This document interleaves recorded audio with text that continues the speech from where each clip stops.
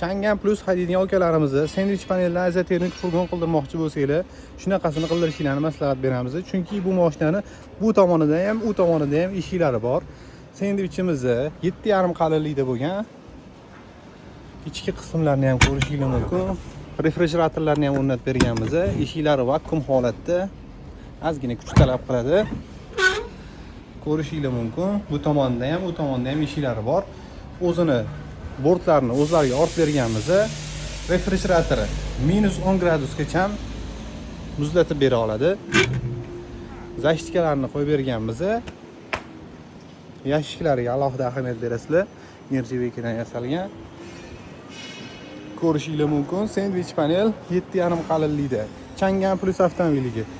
Ishimizga o'zingizlar baho berasizlar. Sizlarga ham shunaqangi sendvich paneldan izotermik furgon xizmati kerak bo'lsa, bemalol Termotentga murojaat qilasizlar.